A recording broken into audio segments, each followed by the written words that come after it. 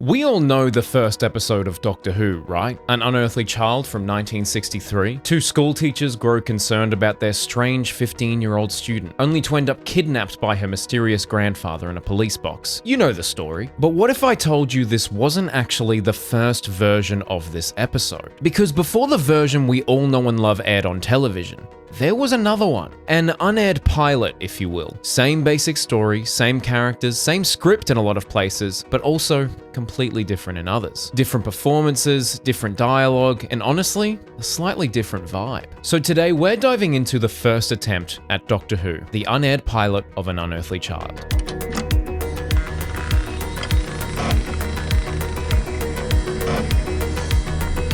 Also, stick around to the end of this video because I have a pretty exciting announcement about me and classic Doctor Who. But let's talk about the original proof of concept episode for Doctor Who. And honestly, given everything that went wrong, it's a miracle that Doctor Who still exists today. It was originally scheduled to begin recording on July 5th, 1963, and to be aired on July 27th, but it was delayed. And that was just the start of it. I'm about to throw a lot of dates at you, so here we go. A pilot recording was then scheduled to begin filming on July 19th. If successful, the episode would have been broadcast on August 24th. But then production was later delayed for a further 2 weeks while scripts were being prepared. And the recording on July 19th was rescheduled as a test session for the dematerialization effect on the TARDIS. The show's initial broadcast date was then pushed back to November 9th, with the pilot recording now scheduled for September 27th. But then, of course, the broadcast date was soon pushed back to November 16th due to the BBC's athletics coverage pushing subsequent Saturday transmissions back a week, before eventually landing on November 23rd, 1963. That was an absolute nightmare, an absolute scheduling nightmare. So you're telling me that Doctor Who Day could have been July 27th, August 24th, or November 16th? Wild to think about. The show was granted a budget of £2,300 per episode, equivalent to £42,000 in today's money, with an additional £500 for the construction of the TARDIS, which is about £9,000 today. I can guarantee you it costs a lot more to make the TARDIS these days. The housing market has gone completely wild.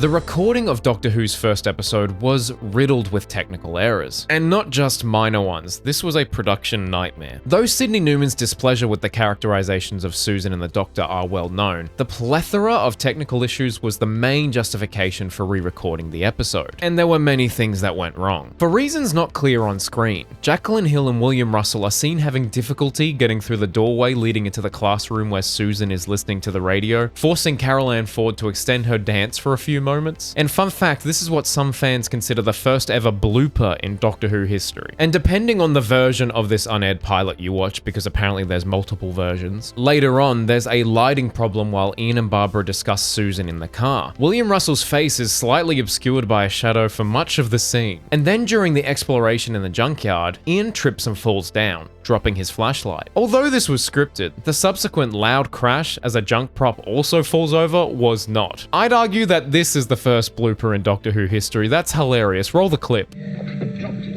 What?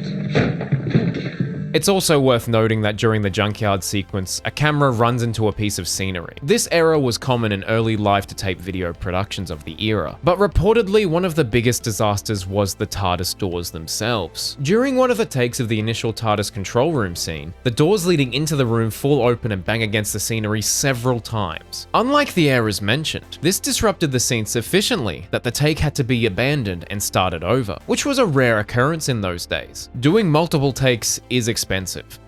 Doing multiple takes is expensive. Other goofs in the episode include the studio ceiling being briefly visible during the console room scenes. I'm so glad they still have faith in Doctor Who after filming this episode.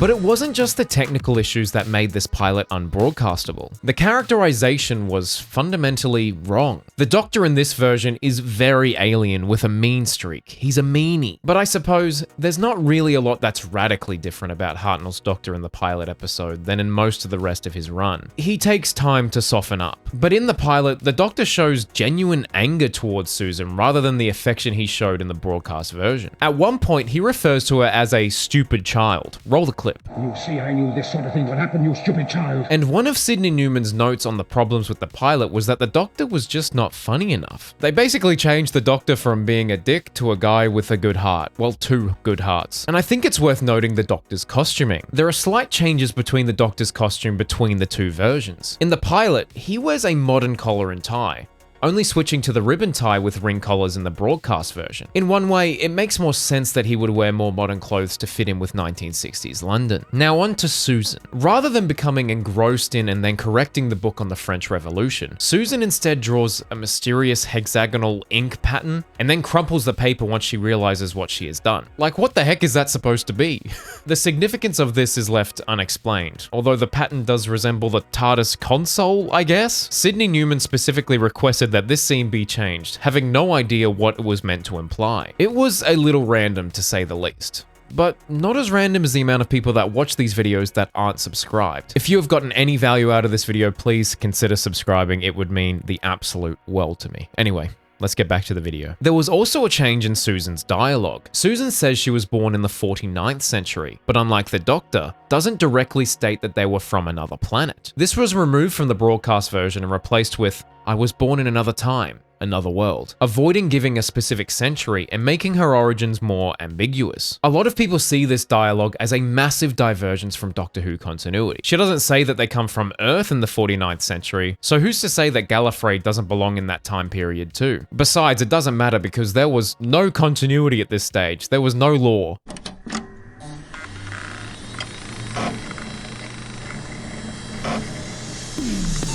Despite all the problems, there are many elements of the Unaired pilot that fans actually prefer. Although both versions have basically the same opening title sequence, the pilot has an unused version of the theme arrangement featuring a thunderclap at the beginning. Many fans have never understood what possessed them to ditch that because it sounds fantastic, as if the whole of time and space is tearing open to introduce them to this amazing new show. Nevertheless, ditch it they did, and the thunderclap would never return. Hashtag bring the thunderclap back. Now, as some of you would know, An Unearthly Child starts with the iconic scene of a policeman on a foggy night, poking his nose around the gates of a junkyard. And as he departs, the camera lingers on the police box standing in the corner, which seems to be making a strange humming noise. Many fans prefer the pilot's take on the scene, as the movement of the camera seems to be more fluid around the junkyard. There's also something slightly more sinister about the set decoration in the pilot, with a few creepy dolls scattered around the place. I'm half convinced that that creepy dude right there as soon as the title card comes up is one of the weeping angels that Rory battled with. I wouldn't be surprised. I got my eyes on you, and I'm not blinking. Those creepy dolls are probably still there in the televised version, but only less prominent. Inside of the TARDIS, there are changes between the two versions. The apparatus that hangs over the TARDIS console is more prominent in the original version. The TARDIS interior is briefly visible as Barbara forces her way through the doors. Curiously, this effect was not used in the final transmitted version. And I've seen reports that this wasn't a standard effect until they brought Doctor Who back in 2005. Is that true? Damn, I need to do my research and watch more classic Doctor Who, but more on that later. The back wall of the TARDIS interior has a different design featuring giant roundels and some mechanical equipment. This was later replaced in the broadcast version. And speaking of the TARDIS prop itself is different. It seems more clean and sleek rather than the battered version we got in the original broadcast. At the end of both versions of An Unearthly Child, the TARDIS stands on a prehistoric landscape and a sinister shadow slowly moves towards it. In the pilot, the shadow is more indistinct, but in the broadcast version, you can clearly see that it is a man.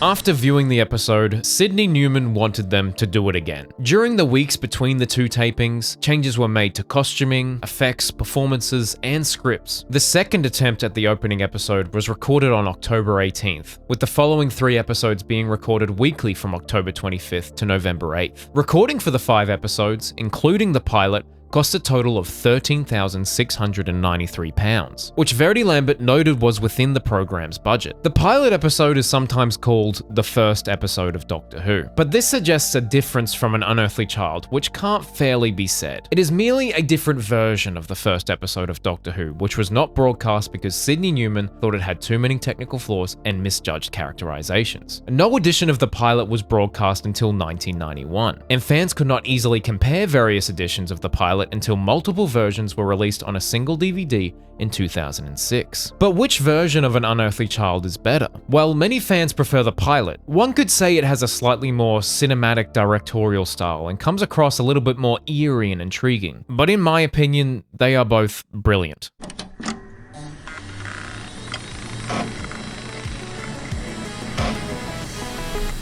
The unaired pilot of An Unearthly Child represents Doctor Who at its most vulnerable, before it became the institution we know and love today. From the TARDIS doors that wouldn't close, to a Doctor that was too cruel, the pilot was shaped by technical disasters and creative disagreements. But on November 23rd, 1963, Doctor Who was finally born. Not from perfection, but from perseverance. Okay, now it is time for that announcement. It's finally happening. I am watching Doctor Who from the beginning for the very first time. There are a ridiculous amount of classic Doctor Who episodes that I still haven't watched yet. And I mean that. There are decades of television that I haven't seen because I've always been a new Who boy. But I am fixing that, one episode at a time, every single week, exclusive to my Patreon. We're doing classic Who reaction videos, baby. But here's the thing, I didn't want to just sit there and press play and watch the show like, you know, that's boring. And you deserve better than that. These are going to be fully edited, cut down versions of my reaction and something I can be proud to put my name on. So I've brought in a fellow Doctor Who fan to make that happen. The incredibly talented WhoTuber and podcast extraordinaire Josh Carr will be editing these videos